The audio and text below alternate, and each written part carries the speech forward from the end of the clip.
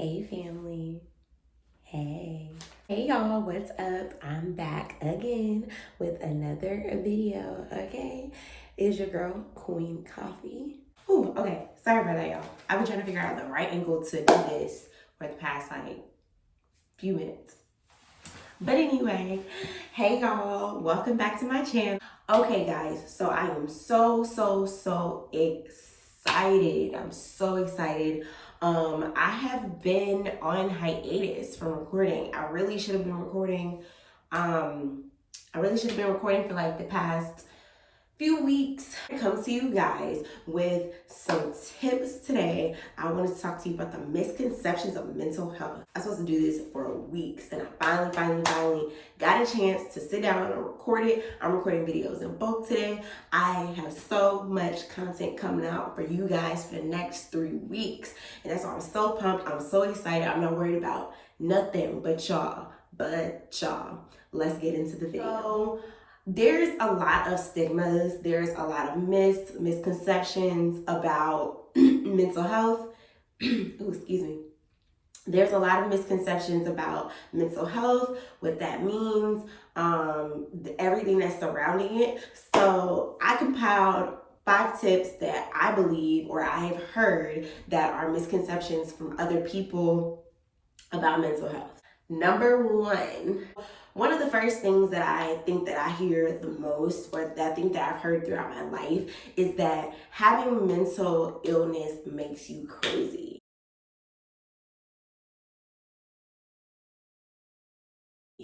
Oh my God. This is probably one of my pet peeves, because I try my best to educate people about mental health, mental illnesses, from what I've personally experienced, from what I've learned going to counseling. So I try to educate people the best I can on these things. So like, this is one of the things that I want to debunk the most.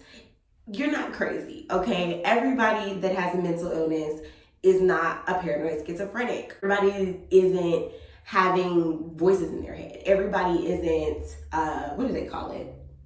Everybody doesn't have multiple personality disorder. Like, this isn't something that every person is like, oh, I have a mental illness. They're not, just bonkers. Most people that have mental illnesses, they're normal. They're like me and you. A lot of people around the globe have generalized anxiety disorder, which is a lot more people than I even thought have that. If you go to my anxiety video, which I'll link below, I gave statistics on the amount of people in the US and the globe, and I have sources and things like that that explain how many people have this disorder. And so that in itself, amongst depression, PTSD, there's a ton of people with PTSD.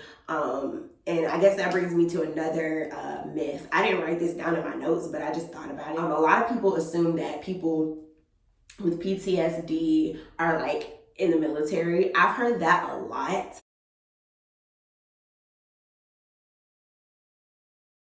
And I know that everybody isn't small-minded. I know that everybody isn't ignorant. I know that a lot of people do understand this, but a lot of people I have heard, they just believe that people who suffer from PTSD, oh, they were in the military, oh, they went through something traumatic in the military. And it's like, no, post-traumatic stress is way more extensive than that. It happens to people every single day. I mean, people who go through traumas in their everyday life, people who've been shot at, people who've been in gangs, people who've had traumas at home with their parents have PTSD. Like, this is stuff that people go through every single day, and these people are not crazy. They're just experiencing a block. That's what I call it, a block. It's just like if you was to go to the doctor and you was to get a cold and you get medicine for that. Like, you're normal, okay? On to number 3. So number 3 is that mental health is a sign of weakness.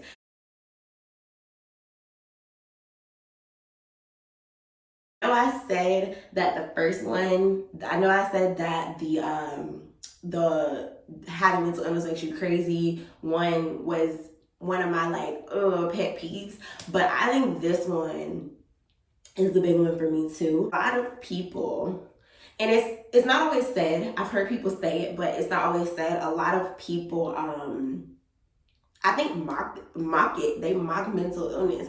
They think that it's funny.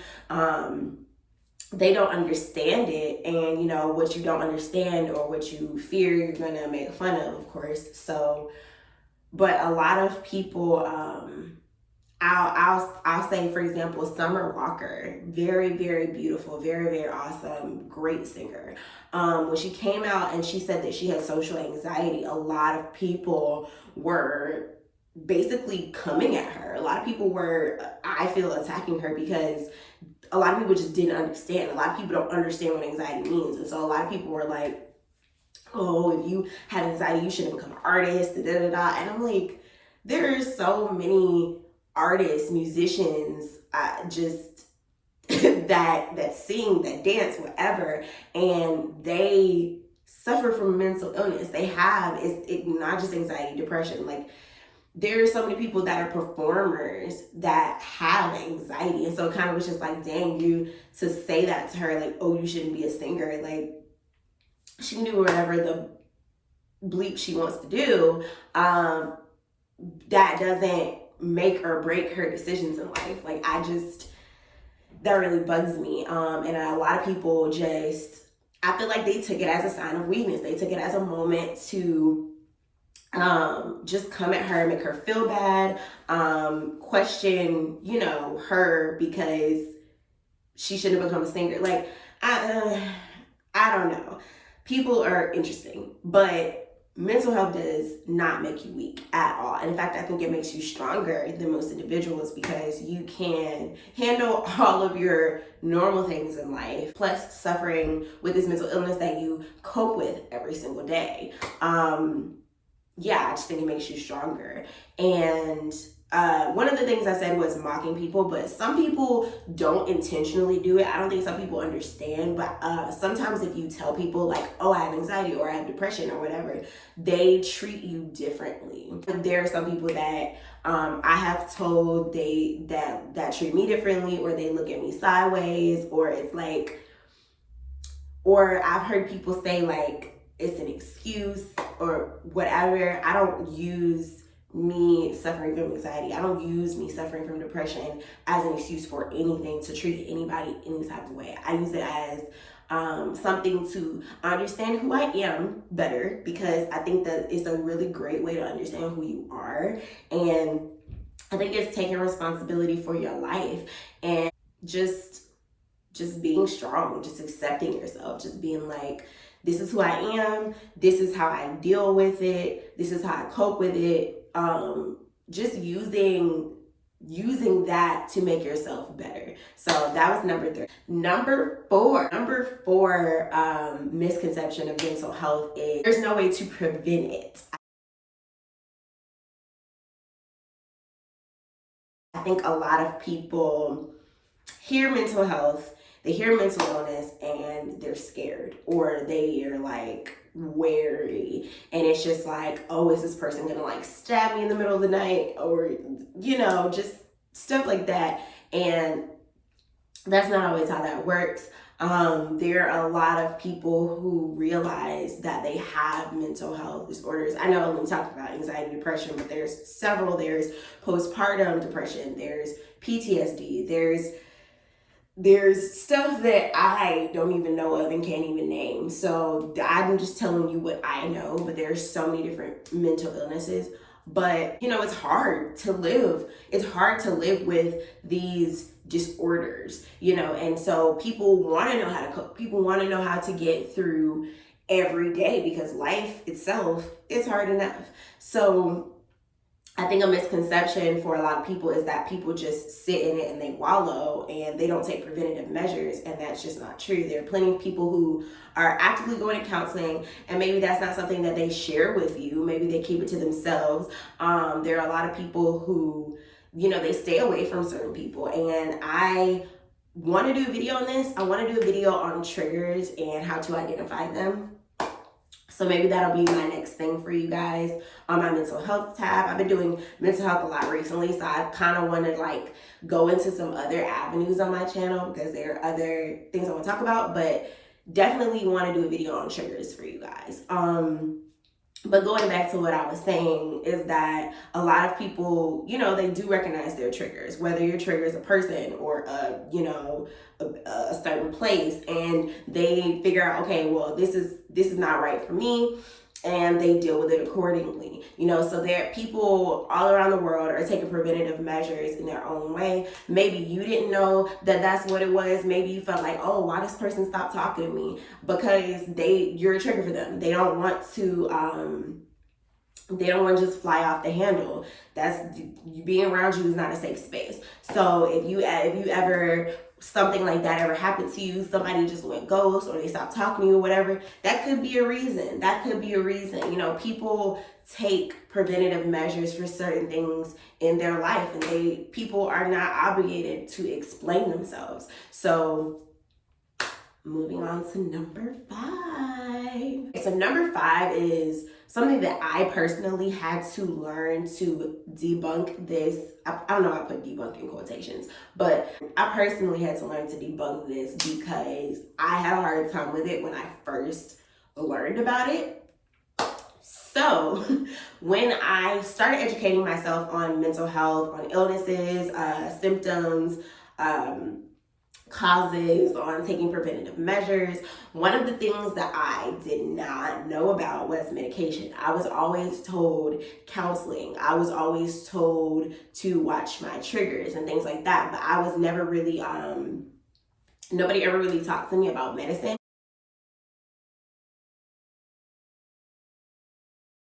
I think medication is looked at in such a negative light. I say that because there are so many people that abuse it. When they are given medication, they abuse it or they get addicted to it, you know, and that's not really what that's there for. For the most part of what I have been taught and what I've known, what I've gone through, is that most mental health professionals, when you are prescribed a medication, there's a certain dosage that they give you based on your symptoms. And every time you go back to this psychiatrist, because psychiatrists are the ones who give the medication, who prescribe the medication, every time you go to the psychiatrist, it's like going to a regular counselor. So they see if you're progressing, they see if you're doing better. And if you are, they wean you off the medicine. So you're taking less and less and less. And so mental health professionals, supposedly, not everyone,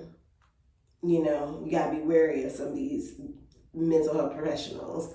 However, a lot of mental health professionals try to look out for their patients. They try to really be there and make sure that they're watching over them, to make sure that, you know, they're not abusing the medicine, and to give certain dosages that are reasonable for a person to take without ODing. So I think that's one that I really had to learn, and that taking medications is okay.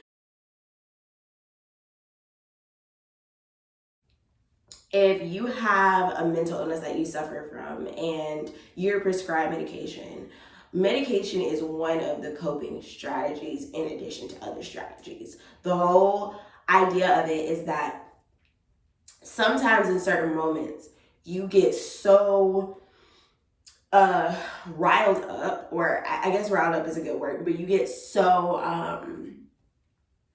I guess I don't know how to explain it. It's like you're not calm. I guess not being calm is the best way to say it. For some people, medication is the best way to calm them in that moment. When maybe you won't listen to other people, or maybe you just can't self-calm. Taking medication is a preventative measure if used correctly, and that's one thing that I had to learn myself. So I want to share that one with you guys. But I think that is it for this particular video. I am so glad that you guys joined me today. I'm so happy to be sharing these tips and tricks with you, and I really, really, really want to get some more ideas. I feel like every time I make a mental health video about something, I get another idea for something that I want to make for you guys. So I don't know. I'm excited. So I'm really excited. I'm really happy. So I hope you guys are okay. I hope you're staying safe out there. And I will see you in the next one. Bye.